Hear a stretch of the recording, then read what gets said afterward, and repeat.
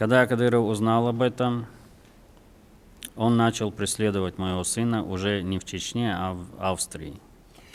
When Kadyrov found out about this, he started persecuting and trying to find my son, not in Chechnya, but this time in Austria.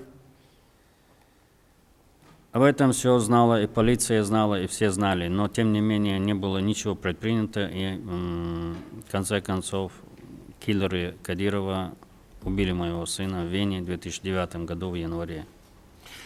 Everyone knew about this, including the law enforcement, Viennese police, but they did not take the measures necessary, and in the end, he was murdered in Vienna in January of 2009. Сейчас в Вене продолжает свою работу независимый суд, который разбирается с преступниками, которые совершили это преступление. Now there's a case being heard in the independent court in Vienna with the individuals who were involved in conducting this, in committing this murder. К сожалению, не все преступники сидят на скамье подсудимых. Большая половина их находится сейчас в Чечне. Unfortunately, not everyone has been brought to trial. Not all of the people implicated and are guilty of this more than half of them are hiding in Chechnya. В том числе и один из исполнителей этого убийства, который непосредственно стрелял в моего сына. Including one of the individuals who actually shot my son. Он находится сейчас под покровительством у Кадырова. Он его по-царски отблагодарил и устроил на хорошую работу. Right now he's under the protection of Kadyrov. He was thanked and given the royal treatment and was given a very good job by Kadyrov. Другой приближенный Кадырова, который приезжал в Вену, чтобы набрать команду, которая выполнит этот заказ, тоже находится рядом с Кадыровым и разъезжает по разным странам и продолжает свою грязную работу. Another individual who was responsible for organizing this action, this crime, is likewise under the protection of Kadyrov and is freely moving about and traveling to other countries. Судья в Венском суде попросил российскую сторону помочь посадить на скамью подсудимых или хотя бы допросить вот этих людей, начиная с Кадырова и других преступников, которые находятся в Чечне. The judge has asked the Russian authorities to help bring these individuals to justice, or at the very least, to assist in questioning these suspects, these individuals, including Kadyrov himself. Насколько я знаю, это обращение было дважды в российскую прокуратуру. As far as I know, there are two requests for this to the Russian prosecutor's office. Но российская сторона не идет на сотрудничество с Венским судом и никак не реагирует на эти просьбы. But the Russian side is refusing to cooperate and is not amenable to cooperating with the Austrian investigation in any way. На фоне очень тяжелых обвинений, которые выдвигаются в Венском суде против Кадырова, Медведев назначает его вот буквально недавно на второй срок правления. Despite the very serious charges that are being brought against Kadyrov by this court in Vienna, literally several days ago, Medvedev appointed Kadyrov for yet another term as the head of the republic. И у меня теперь сомнение, правильно ли я сделал выбор. Возможно, лучше было бы, что я взялся бы с сыном из-за оружия. Now I wonder how wise my decision was. Maybe it would have been better for my son and I just to take up arms. Сомнения есть, я еще не уверен. I have my doubts, and I'm not certain whether I did the right thing. Спасибо. Thank you. Thank you very much for that very powerful testimony. I appreciate the entire panel. You heard that there are votes. I have a number of questions that I want to get you on the record answering. So let me ask them, and then if I have to leave, I want this on record. First of all, what would be helpful to us is again to ask you about how the United States. What can the United States do to better protect human rights defenders in Russia? Obviously, it's a huge problem, and people who stand up and speak truth to power find themselves in very precarious situations. And are there concrete things that we can do? I'm also, Human Rights Watch recently released a report that describes violence against women in Chechnya. Intended to intimidate them into adhering to unwritten but compulsory, Islamic dress code. I would like to, if you could speak about the situation of women in the North Caucasus, and have there been frequent incidents of violence against women? How has the Russian government responded to the violence against women? The Obama administration has more than once affirmed its support for Russia's WTO bid, and Vice President Biden on March 10, 2011, stated that the White House wants to work with Congress to repeal the Jackson-Vanik Amendment. I guess the question to all of you is, to what extent should human rights in Russia play a role during these discussions?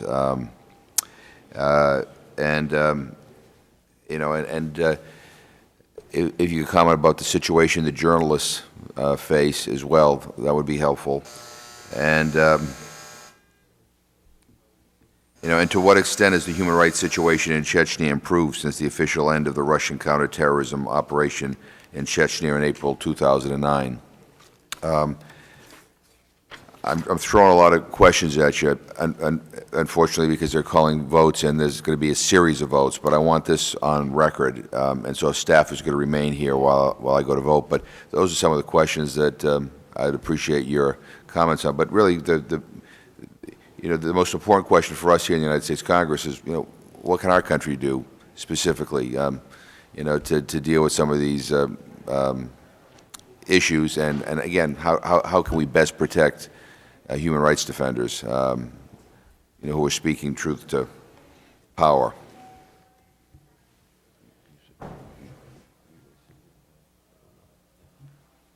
So if you can answer those on the record, I'd appreciate it. And I apologize, but there are 3 votes on the budget that I have to take, but I'd like to get this on the record.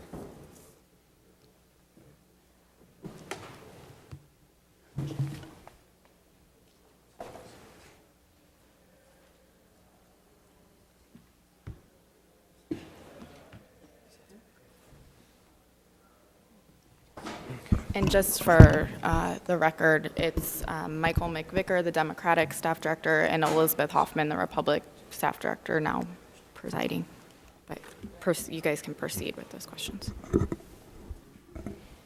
I don't know, how would you like to proceed? Maybe I would just make some brief comments on some of these questions, and then I pass the floor on to my colleagues. So the first question was, how can U.S. better protect the human rights defenders in Russia? I think that 2 different approaches should be always kept in mind. One is direct protection of people in danger. And the United States, of course, have the role to play, because these people need sometimes a shelter, sometimes they need to be taken outside for a while, sometimes forever, depending on the gravity of the situation. And then they very often face serious difficulties to get, very simply, the visa to get out of Russia, and of course the means to get out of Russia. And sometimes only 2 or 3 weeks outside the country can change and can make the difference, to let things quiet down and then to come back and to continue working. And I think this is something that of course, United States do already, but it should be reinforced and should be continued, because people there carry an incredible weight of fighting for human rights in a desperate situation where they know they can't pay their lives, And it actually happens more and more often. Only in 2009 we have lost 9 colleagues killed in Russia, and not only in the North Caucasus, but also in the middle of Moscow. And this is something which is so unacceptable. This is something which is so absolutely unthinkable for a country which wants to be seen as a reliable partner, that I think all the leverages, as I said, should be used to stop it. And of course, United States have very strong bilateral relations, which is a good thing, economic, and also, for example, the common actions within the anti-terrorist fight against terror. There are common trainings, exchange of experience, and Russia is very much interested in continuing this exercise. So the absolute condition that such things should not happen, otherwise the further development of these bilateral relations cannot continue. It sounds like rough, but I think it's absolutely necessary.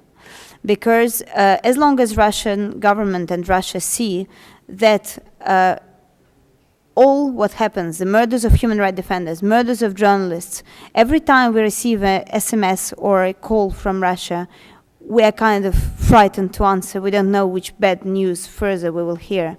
And as long as this continues and the bilateral relations still continue to be developed, Russia knows they can go ahead. So I think very clear limits should be put, and all the diplomatic and political pressure should be exercised to stop this situation. Because as we all underlined, we see a complete unwillingness of Russia to change things. It's not only the problem is there, but there is a complete unwillingness to change things. I do agree that the violence against women is a very important point. And of course, the Human Rights Watch report very clearly explains the problem. We always underline, and Natalia Estimirova, who was murdered there, was one of the persons who was fighting against that. Indeed, Mr. Kadyrov, in contradiction to all Russian laws, impose the polygamy, impose the restrictions, very clear restrictions of women's rights. Women now are under pressure of a dress code, which is absolutely contrary to Russian laws. They should wear certain things and should not wear certain others. They cannot enter any official building if they don't wear a scarf, which is in complete contradiction to Russian law. And a violence, open and direct violence, is practically used against women, including Kadyrov's very close people and himself. And a life of a woman has even lower price than a life of a man in Chechnya, and that says a lot, because man's life doesn't cost much either in Chechnya. So this is something we really have to work on, and the same about, of course, the situation of journalists, because after Natalia Istimirova's death, after Anna Politkovskaya's death, it's not just 2 extraordinary people who have been killed, but the voice of what's going on in North Caucasus and Chechnya was silenced. And we can see it now. There is much, much less information in Russian media. It's much less information in Western media. And as I said, for human rights defenders, journalists' work, it's not just violation of human rights to silence it. It's the whole justice process. It's the whole seeking for justice and for accountability, which is under danger if journalists and human rights defenders are not able to continue to work freely, are not able to act in their professional life, and are just killed, which is a very clear example for the others not to follow. Thank you very much, and I just want to let more time to my colleagues to respond who came from North Caucasus, and Miriam, of course.